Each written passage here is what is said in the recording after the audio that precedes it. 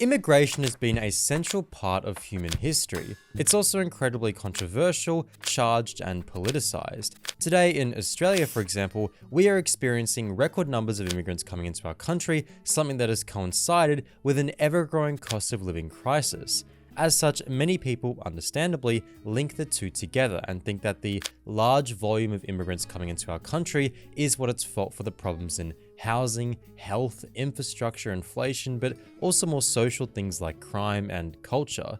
This is a pervasive narrative. As of 2024, 48% of Australians believe that immigration is too high, up from 37% in 2014. It's clearly an issue worth reckoning with, something seemingly ruining this country.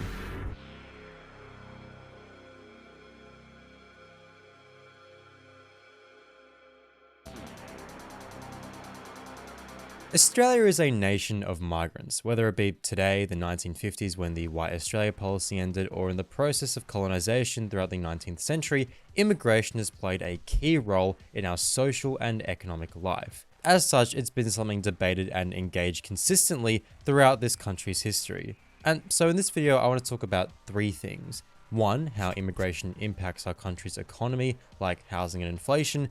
Two, how immigration relates to social cohesion, from things like integration to crime. Three, in light of these discussions, how immigration is a tool used in discourse and propaganda, what role it serves in our society, and whether we should change our ways.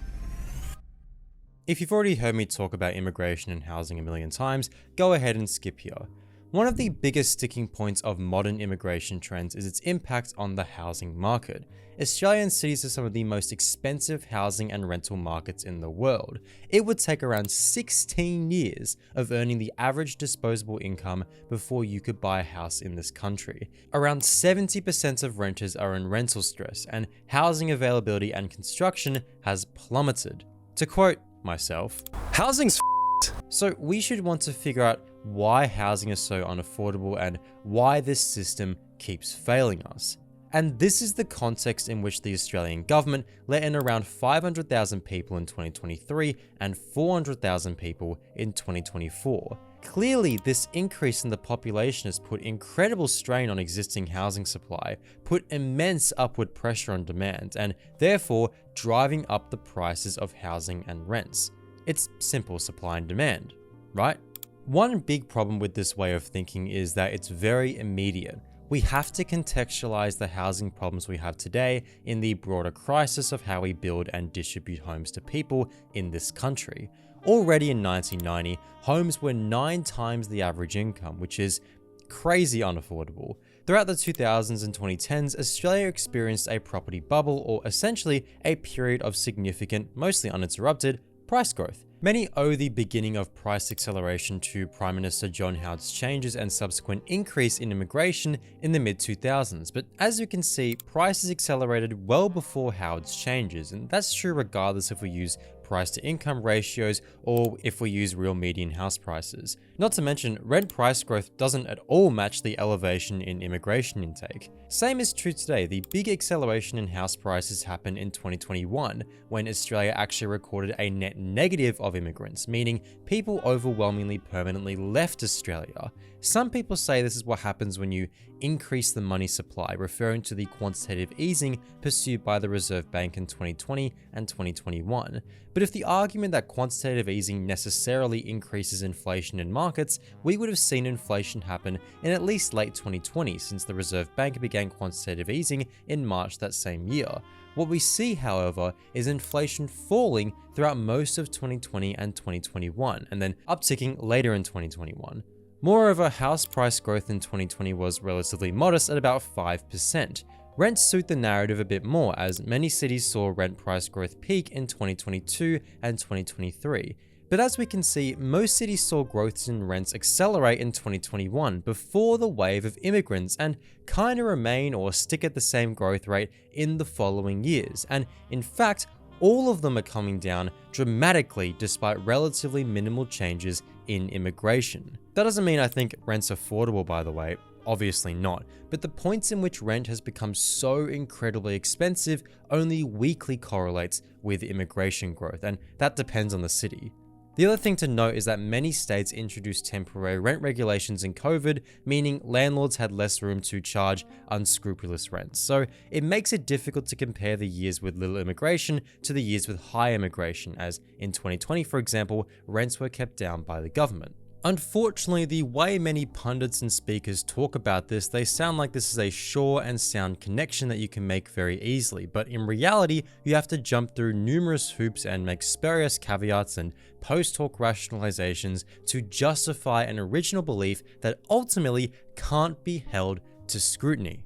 Now, if we look at the actual numbers of houses built versus the amount of households that are formed, we can accurately map supply and demand and see if we owe housing on affordability and shortages in the last few years to population growth, an important component of which is immigration.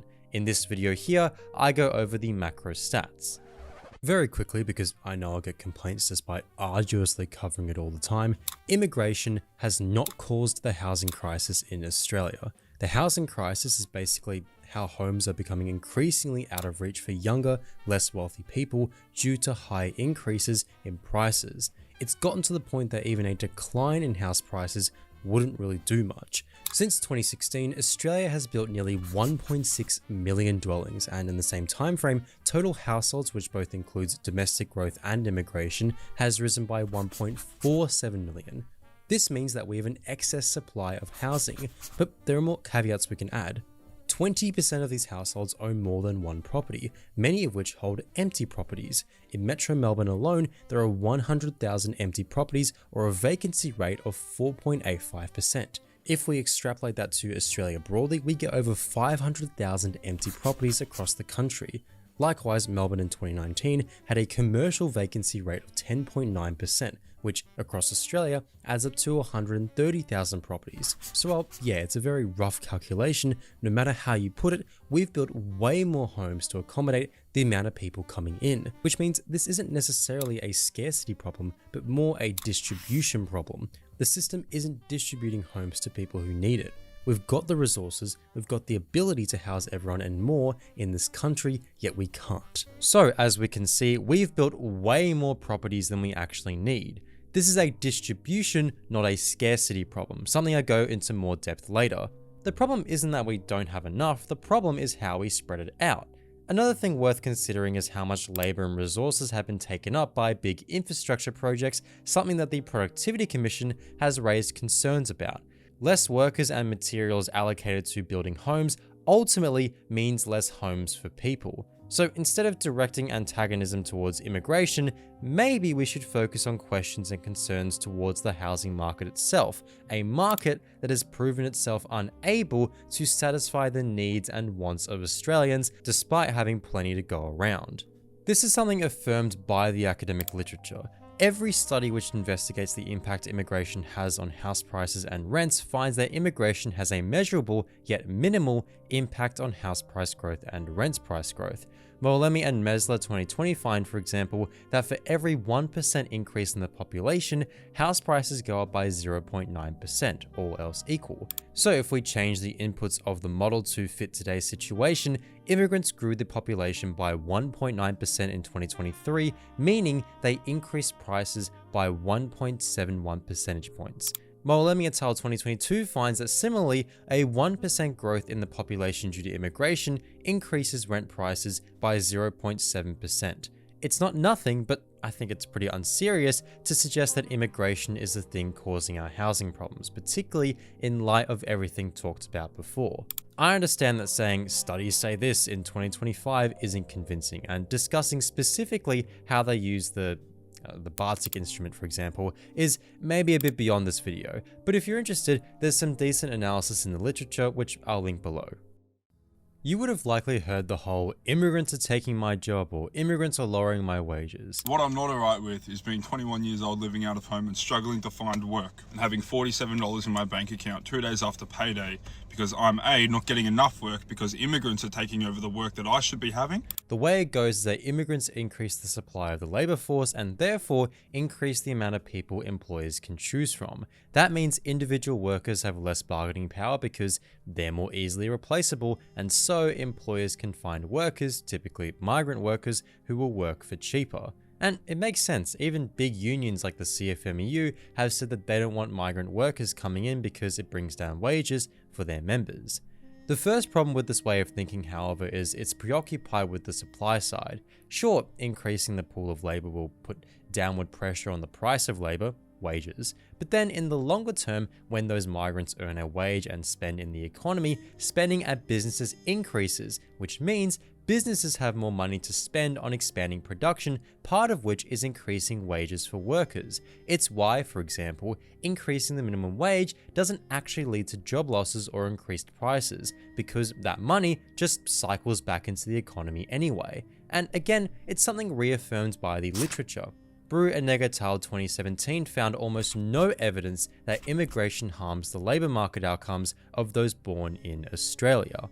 However, that doesn't mean that there's no truth to the sentiment that employers will try to find the cheapest labour that they can, that they try and minimise their inputs and maximise their profits. Many employers absolutely seek out migrant labour, as migrants are in a more precarious position, and so they're more willing to cop more on the job and accept less pay.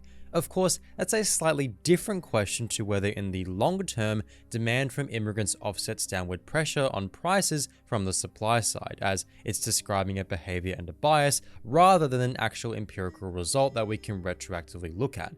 As said by a paper published by the RBA, we typically do not see large effects of immigration on wages, and the effects these studies do find are often positive. This gives us some confidence that, on balance, Australians' wages are not detrimentally affected by immigration. However, even with the conclusion that Australians are generally better off as a result of immigration, potential channels have been suggested through which specific visa programs may disadvantage certain vulnerable segments of the labour market. Another paper, Total 2016, found that while male workers weren't on average pushed out of work by migrants, female workers sometimes are. So it's definitely a tendency we can observe amongst employers.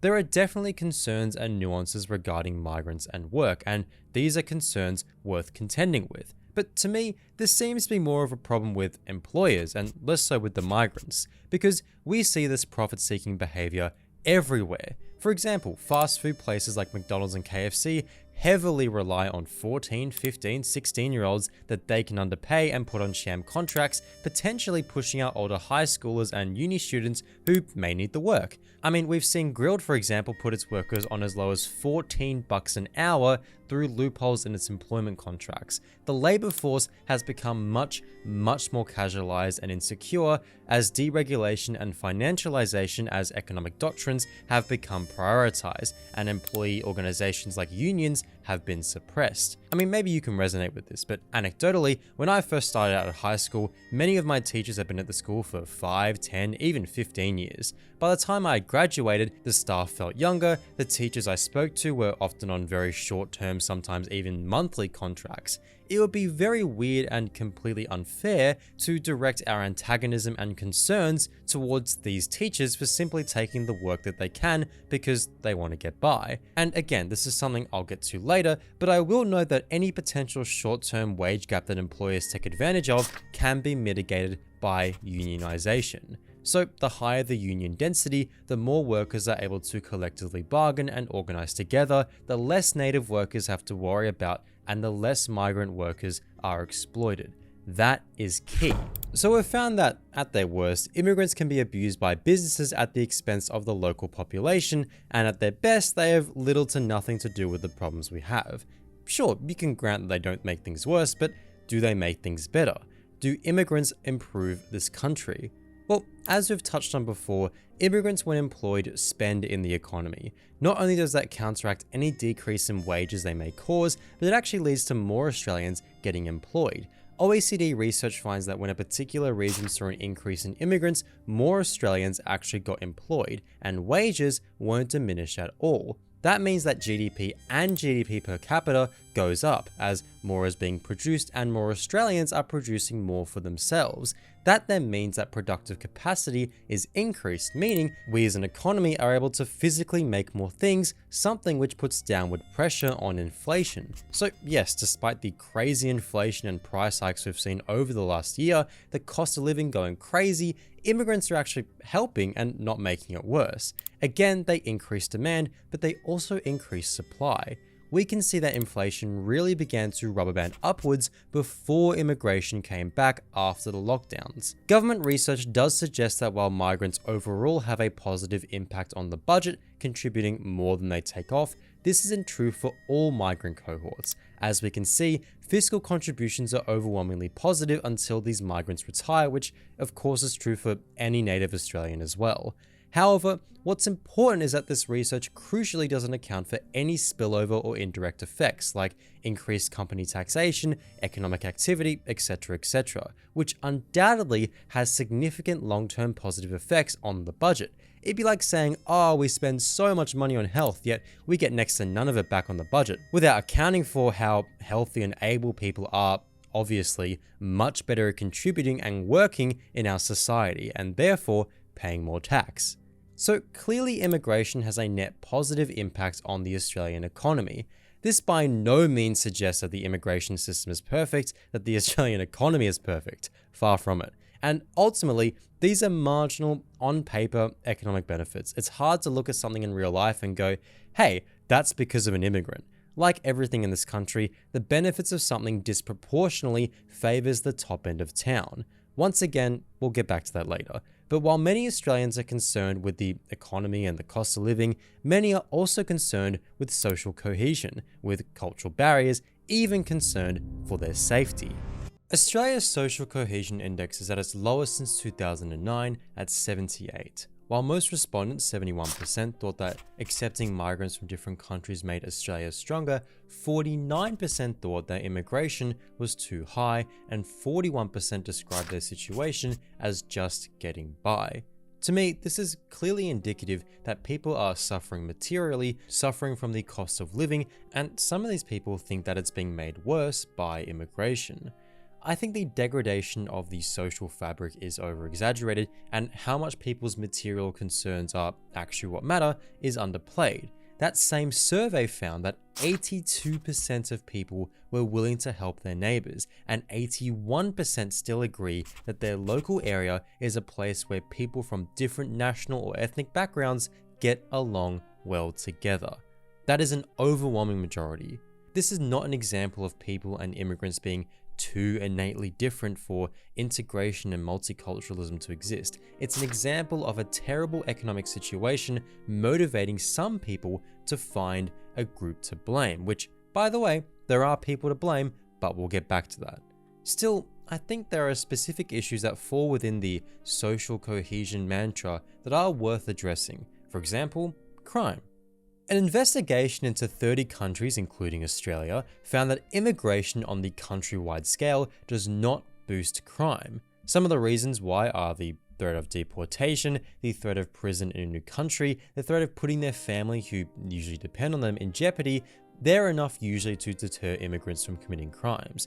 What may happen though is that immigrants who are typically more disadvantaged, have lower employment levels, suffer discrimination, and from that carve out their own ethnic enclaves. That may give the allure of delinquency or crime, and that may boost crime on a regional level if we deprive these communities. It's a big if. This happened with Sudanese and South Sudanese people in Victoria, for example, during the whole African Gangs media campaign. Sudanese people were otherized by the media, and our own Assistant Police Commissioner said that Sudanese people had a tribe mentality. It was uncovered that Victoria Police had a specific operation dedicated to targeting Sudanese youth. Instead of adequately providing resources from proper housing to employment, Sudanese people who came from a war-torn country became disproportionately represented in crime statistics. We know this is easily mitigated not only by addressing those immediate material concerns, for example, the Sudanese unemployment rate was considerably higher than the national rate, but we know that instead of segregating migrants into poorly resourced areas, integration and, properly funding welfare and support and amenities and giving these people a chance at life actually works at best deterring crime and ethnic tension. Integration is the important point here. Think about it. Imagine for all your life you hear about the Chinese neighborhood a few blocks down, how they're scheming and conniving and you could never trust them. You went to school with all white people, your family are all white. You only hear about Chinese people through the media you consume, which is more than likely shaped by your family. Compare that to the white guy who went to school with some Chinese people, has some Chinese friends, etc., etc. That person is way more likely to be okay and normal around Chinese people. Of course, that doesn't mean casual racism or microaggressions isn't a problem or doesn't exist, that there aren't racial prejudices, but that the latter person is far less likely to be overtly hateful and racist. And that's a big step in the right direction.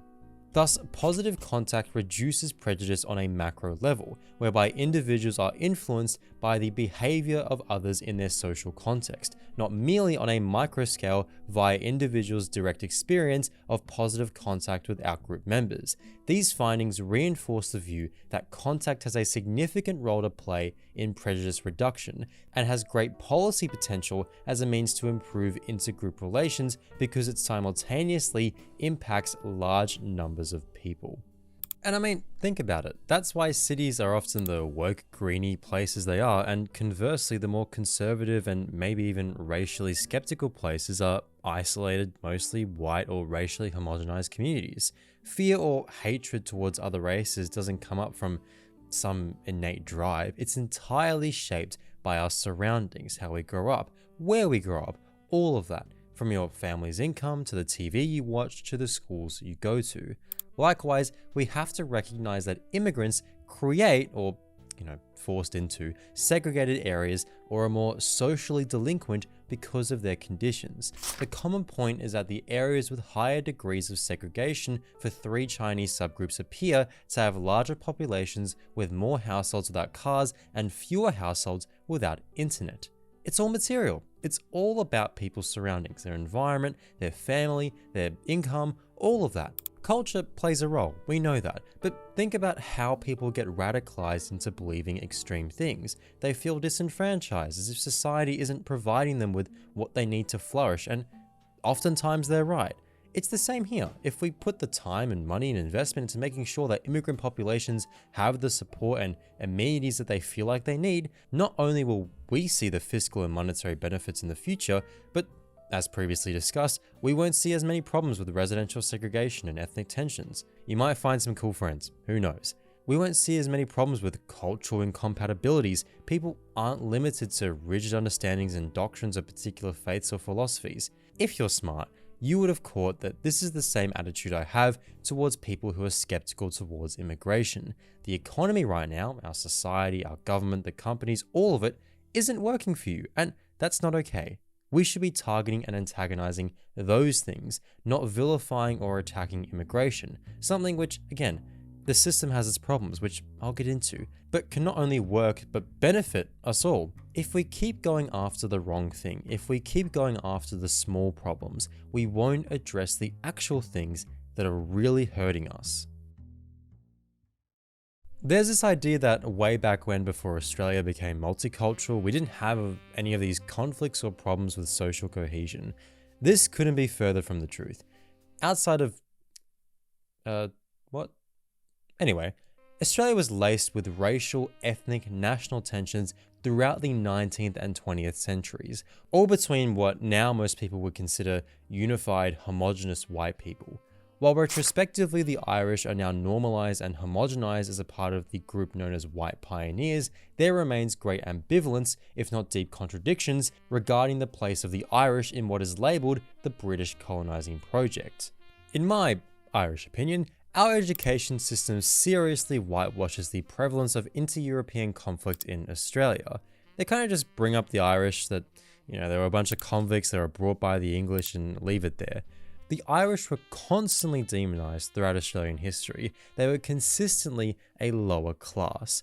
And conflict between Irish convicts, many of whom weren't just petty criminals, but also political prisoners, and the English settlers, erupted numerous times. As early as 1804, 200 Irish labourers briefly overtook Castle Hill in open rebellion. I mean, classic figures like Peter Laylaw and Ned Kelly, all Irish. Like how today you have terrible crimes and atrocities committed by individual Muslims, let's say, and that's used as pretext to justify mass deportations. Back in the 1880s, you had the Mount Rennie rape case, where a group of 9 men, 6 of them Irish, gang a 16-year-old girl, a story which was capitalized on to stir up anti-Irish, anti-Catholic sentiment. And like how before I discussed how while immigrants don't necessarily increase crime broadly, neighborhood segregation can create the allure of boosted crime levels and social deprivation. And I mean, it fits the bill. These men came from Waterloo, then a poorer, working class, predominantly Irish neighborhood.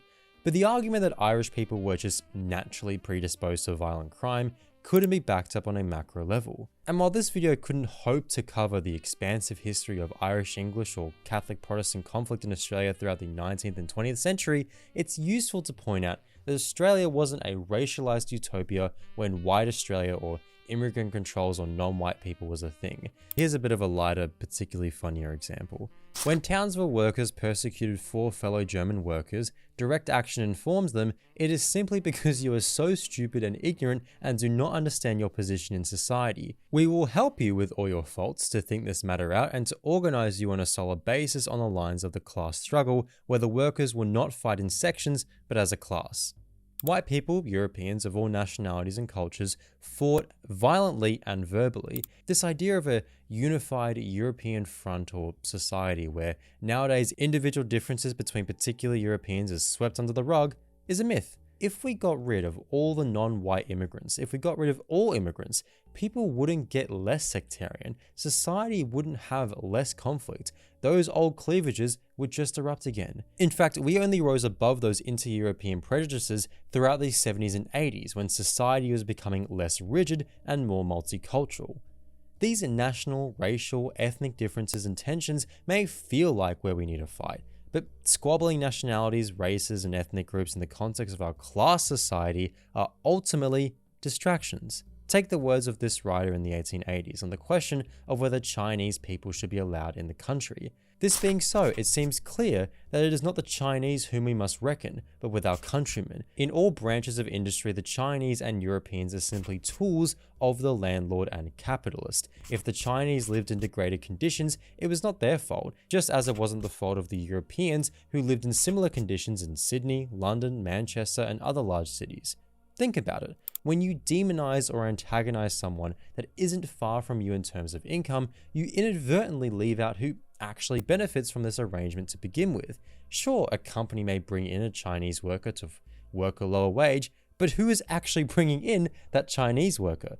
Could you honestly say that if you were in the position of said Chinese worker that you wouldn't take advantage of any opportunity given to you? Most people would.